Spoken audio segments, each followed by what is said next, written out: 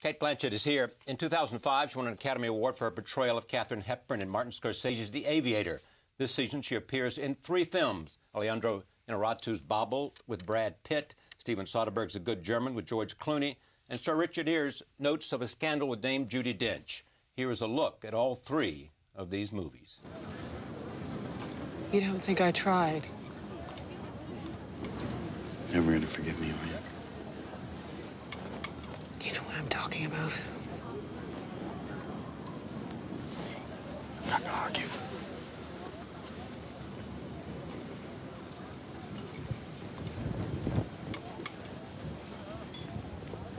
Okay.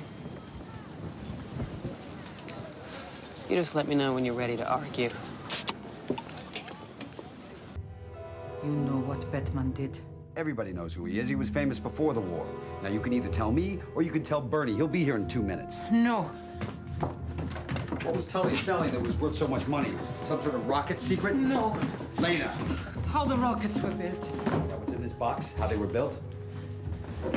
Lena, please.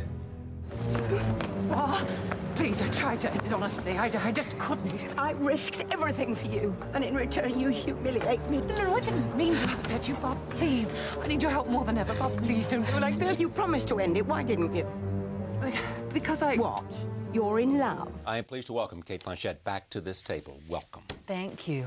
It's been an incredible year, hasn't it? It has. It has. I mean, it's been an incredible year for a lot of people, but for me to have gone working with, from Alejandro to working alongside Judi to working on this amazing endeavour by Steven Soderbergh it's pretty phenomenal. You choose them because you like directors and you want to work with directors more than anything else? I suppose so. I mean, in the end, it's kind of an irrational instinct that drives the decision. But with Notes on a Scandal, it was definitely the chance to work with Judi that clinched it for me. I'd read the novel, but then a lot of interesting novels make terrible films. Yeah. And so when I heard that Patrick Marber was doing the screenplay, he's not a writer who shies away from the unpalatable sides of people. Did screenplay for Closer as well? Yes. I mean, he deals with really difficult, painful and abhorrent emotions. And I think Notes on a Scandal, he does it with a great sense of black humour. Notes of a Scandal is about a relationship between you, a teacher, and a young student. But in fact, it's a relationship about 2 women. It's very... the salacious aspect of it is obviously the sex with a minor. But I think that's it's just a catalyst, really, for this really unsavoury friendship, if you can call it, that develops over this scandal, the secret that Barbara Covert latches onto. What do they both need? Oh, God, the eternal question. They're desperately, desperately lonely, I think, at the end of the day. And I think in a way... Even though your character's married to Bill Nye. I mean, what a fool. What a fool. Maybe that's why I found it so hard to understand. How could you cheat on Bill Nye? With a kid that's just a teacher, that's a student in your school. And it's something that is really beyond my comprehension. And maybe... You never understood why she would do it. Why, no. Why anyone who's 35 would go out with a 20-year-old, I don't even understand that. What do you talk about? So for me, once they open their mouths and it's not very interesting, it's no amount of physical attraction will overcome that. So what did you do to convince us this might have happened? Well, it does happen. Of course it does, yes. It happens repeatedly. And I think it's interesting the way the law deals with women and men in quite different ways. It's always the male, no matter how old, that seems to be the sexual aggressor. And I think I just had to liberate Sheba from my own sense of morality, really. I mean, in the end, you don't want to patronise an audience. And once I understood it as somebody who had never really had an adolescence, who had gone from being a good teenager into being a good wife and trying to do the best thing as a mother, that the desire to sort of combust, I think, was really powerful, and that's the sort of the place that I started from. Is she moving away from something or towards something? Well, I think by the end she's moving towards something, and something not at all sentimental. I don't think there's any sense at the end of the film that there's an easy answer once this whole thing has been open. But I think she's moving away from being young, actually, at the end of the day. I think we're all so obsessed with our past and our youth, and she's moving perhaps into a more responsible place. You said about Judi Dench, Dame Judi Dench, that she's part of England understanding itself. Yes, Declan Donnellan, who's part of Cheek by Jowl, said to me about the notion of English cultural tourism is that they will consume Judy because she is literally part of the cultural landscape. She's a given, like Buckingham Palace is a given, that you must, visit and pay homage at the shrine of Dame Dench. And I completely understand it. And she completely understands and accepts, but is irresponsible to that mantle at the same time. I mean, at the minute she's on stage doing a musical version of The Merry Wives of Windsor. Yes. She's sort of unstoppable. And in Casino Royale as well. I know, and she moves from various different forms, and the medium of television to film to theatre with such grace and economy. And, I mean, she's hilarious. So did you learn something you didn't know about acting? Oh, every frame. I think that she's able to be incredibly emotionally connected, but also witty. And has such an incredible technical facility, but it's never apparent. It just seems very easy. And, she says she doesn't read these things, and she doesn't, but somehow she gets to the core. Can you tell Richard Gere is a product of theatre in the way he directs film? Yes. I mean, he loves actors, and he loves the process of rehearsrsal. And in the end, he's very his focus is the performance. So I think that's and his understanding of script is obviously so well honed, and his respect for the script. So it was really important. He's not somebody. A lot of directors will like the flaws in a script and like to enter with the script almost being deliberately unpolished, so that it's a rough thing that they can hone as they shoot. But Richard was very keen to have the whole thing ironed out. Let me turn to from that to The Good German. Tell me about why that was interesting to you. Again, you got Steven Soderbergh, a director that you like. You've got George Clooney. I mean, there you go. There's the two reasons. That's it. I mean, I said, it was like when Scorsese called and asked me to play Katharine Hepburn. I didn't even hear what he'd asked me to do before I said yes. Yes, exactly. And I think it's a similar Kate, I would like for you, and you said yes. Yes, exactly. And then I realised. And I think this was the case too. I mean, I think what Section 8 have done and its contribution to American filmmaking is remarkable. And I mean, I think the directorial achievement of The Good German is just astonishing, really. The ambitions of the film, I think, are really astonishing. The ambitions in what way? I just think to make a hybrid form, really, to use actors with very sort of politically savvy actors like George, to place them in a political context, which is the beginning of the Cold War, and a story told largely from the vanquished perspective of the Second World War, which history never tells. It's always told from the victor's point of view. And I thought, well, that's fascinating, and I expected to be shooting in Romania, in colour. And then I found out that we were shooting on the Universal backlot in black and white, using the old cameras. And how does it change for you if they're using the old cameras? Well, that wasn't such a change for me, because they made different noises. It was the primary change was in the acting style. That I think when we're so used to receiving war stories with blood and guts realism, and it's almost like we've become desensitised to the politics of that, because we receive so many violent images. And the fact that all of this stuff was suddenly stylised, shot in black and white, I think you attend much more, not only to the visuals, but to the words when you're watching a black and white film. Here it is, roll tape. I won't go to the Russian zone. I won't.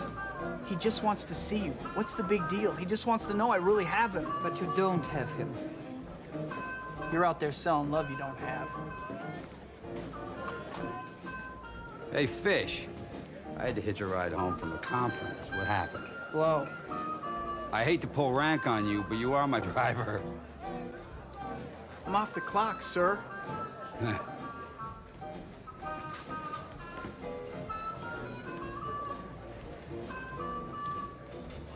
Lena?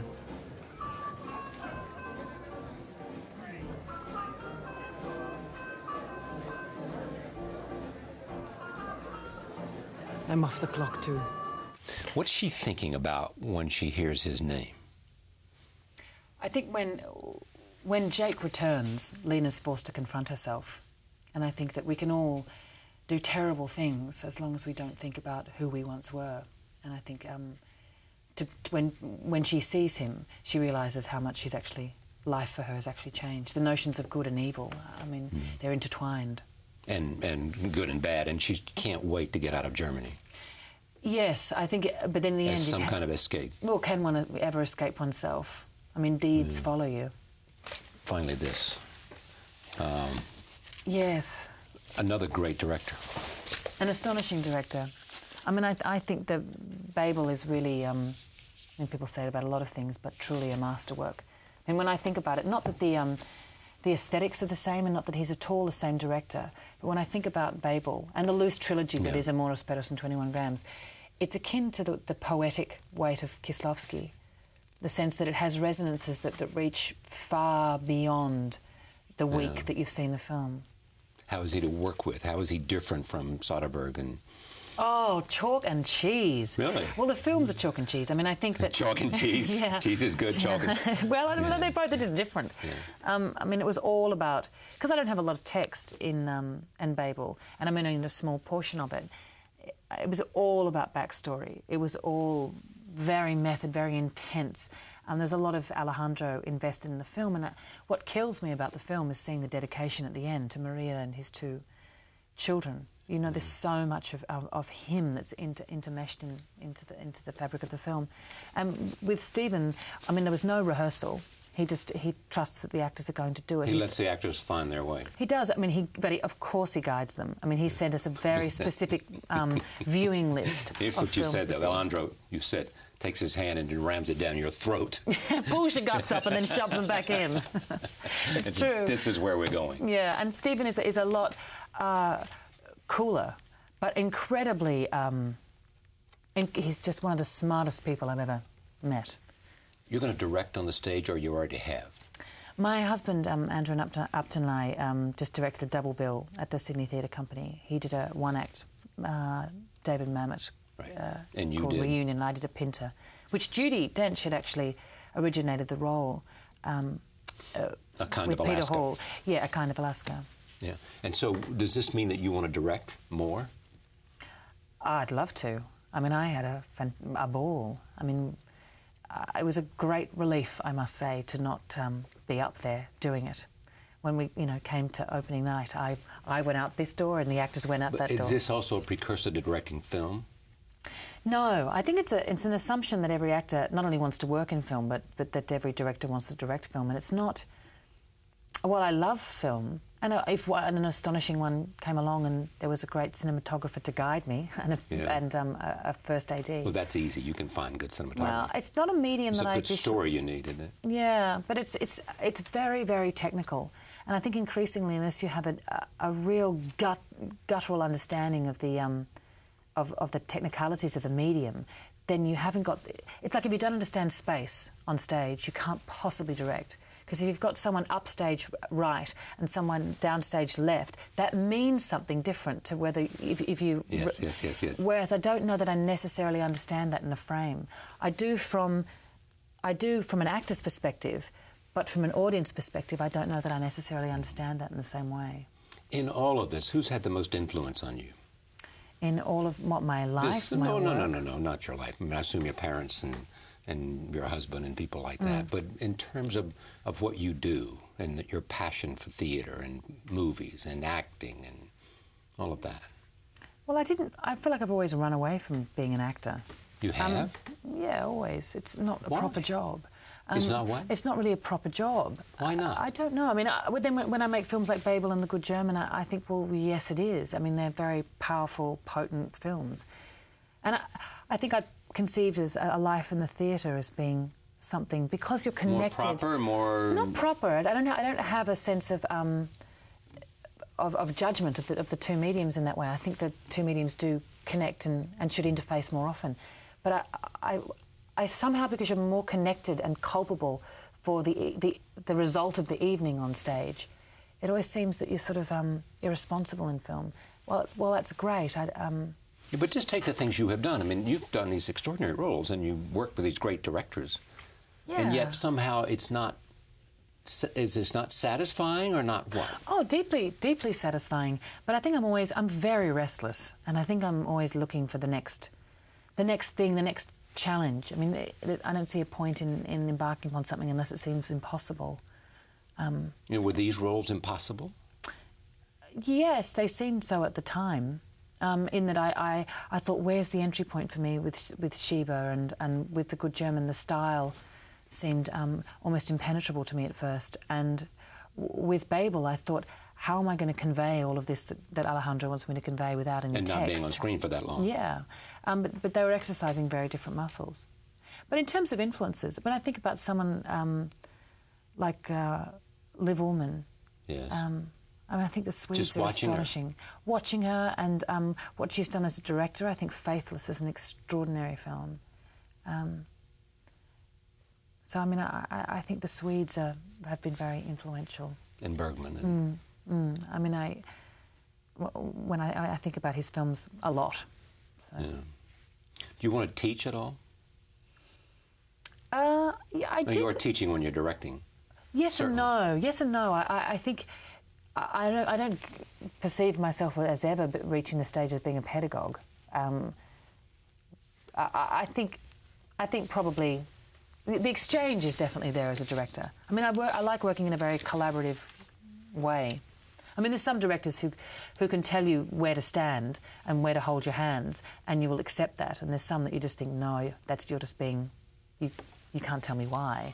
When you look back at this year, do any of these have preference for you? Oh, God. That's like saying which of your children is I wouldn't... I really think Babel is an astonishing film that I'm really proud to be part of.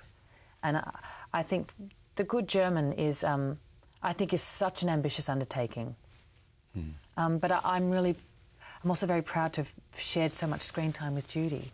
So it's sort of, I think they're so different, I don't know if I can even compare them. After you did Hepburn, was Hepburn someone you looked to and said she somehow was able to manage it all and be who she was at the same time as having the career she did? I don't know if anyone ever manages it all. I think something is always going to atrophy. And not knowing her personally, I can't say. She was very well defended, I think, in a lot of ways. There's a new biography of her out. There you go. But it was fantastic when Scorsese screened those films. I think I'd always loved her work, but that's when I deeply appreciated how... I mean, people always said that she was a personality, and you got her personality, which was extraordinary, first and foremost. But I saw how she'd transformed internally by seeing the film screened. Yeah. She also was, interesting, and this all comes out in this book, because she was so ambitious on the one hand, and then at the same time so disarming about it all on the other hand. I mean, she had a kind of sort of engine of wanting to be what she became, yet at the same time a kind of, I don't really want this, and, go away. But I mean, in my small way, I do understand that, because there's a sense of not being able to continue to grow if you've thoroughly embraced people's love of one particular thing that you've done.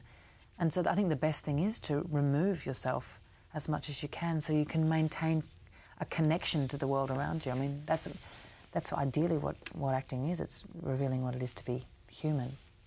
Is that why you began to do it? I think so. I mean, it was in my third year at drama school. I worked with two astonishing teachers who, I suppose, just impressed upon us as students the fact that it was a generous undertaking. And you can get incredibly infantilised, particularly in the film industry, and sort of operate in a bubble, I think. Did the Oscar change your life? Did it change my life? No, I mean, did all of a sudden scripts came that you might not have had? Did you get more attention than you might not have had? Did you have more power that you might not have had? Did you see better roles than you'd seen before? The whole list of things that might come. Or was it already there? I think I was a bit nervous about the whole thing, in that you think, oh, well, that's it, I've arrived somewhere, or people will perceive that I've arrived somewhere. And that's the last thing you wanted? Yeah, I'm sort of more interested on the journey, always being on the journey to, Where is it in terms of how much of your talent you think you're reaching into? I mean, are you using what you think Are you operating 50% capacity or 75? Or, I mean, do you feel like you are pushing the edges of your own potential? I hope so. I mean, I think I'm endlessly disappointed in what I've done. I mean, invariably. Do you watch it a lot? No. I mean, I watch it. I like to see it once before I do the looping, so that I know what the whole story is, basically. So if there's anything you want to tweak or suggestions that you want to make about changing a bit here or there or an intonation, suddenly, because it's like when you get a script, you think, right, scene 132 is the turning point, and then once you see the whole thing, which you can do with a theatrical text, but when you see the whole scope of the film, you think, it was scene 97, so it means you might want to revoice a line because suddenly inflection can change everything. I think so. Yeah, I'm a big believer in language. Do you mark up scripts? I mean, what do you do to them when you get them to sort of get inside them? I usually think, oh God, I'm playing the wrong part. I should be playing that part, invariably. But I think a really interesting exercise for me is to sort of see what other characters say about your character, and it's a great thing I learned before you start. Yeah, I mean, it's a great thing I learned when I was working on Chekhov for the first time. It's the way we perceive ourselves is often very different to who we perhaps might be, and so do you think people perceive you differently than you are, in a sense, simply because they identify in some way the roles you perform? It's very difficult to be objective about yourself, and almost impossible to be objective about the final product Family of a helps, film. don't they? Yes, yeah. They tell you who you are. Yeah. Thank you for doing this. It's just great to have you here, and what a remarkable year you've had. I know. And back to Sydney and theatre and everything else. Yes, well, Andrew and I I've got a lot of work to do. Are you doing something? What's next for you? Well, we're taking over as co-artistic directors of the Sydney Theatre Company. That's 2008. 2008. Yeah. But aren't you doing? What's the next film for you? Oh, the next film. I'm working with Mr. Pitt again. My life is so hard. Yeah. You and Brad are together again? Yeah, we are. Yes. With Mr. Fincher directing. I think it starts off as a short story, an F. Scott Fitzgerald story called The Curious Case of Benjamin Anything Button. surprise you about him as an actor, Brad? No. I think he's. I think he's really flexible and incredibly open, and he has an enormous grace about him, Brad. He does, and interest and wide interest in architecture and things like that. What George is part of this program that you are on. He's amazing, it seems to me, because he's been able to, in a sense, do everything. To do light entertainment as well as serious things, produce as well as direct. I mean, it's remarkable to see one person, a bit like Clint Eastwood, people who sort of come in at one end and are able to do all the things that... George is a very rare creature, I think. Rare. Rare in the sense that he is incredibly politically astute and very aware of his cachet and using his powers for good. Sure. I mean, by going to Darfur, knowing that people will follow him if he goes. But doing it in a really... I think the world is so incredibly conservative, and we're in a stranglehold where language, every word we choose, language is a weapon. That's where Pinter knows it all. And I think George also knows that, and so he chooses his words incredibly carefully, and his timing is impeccable. Thank you again.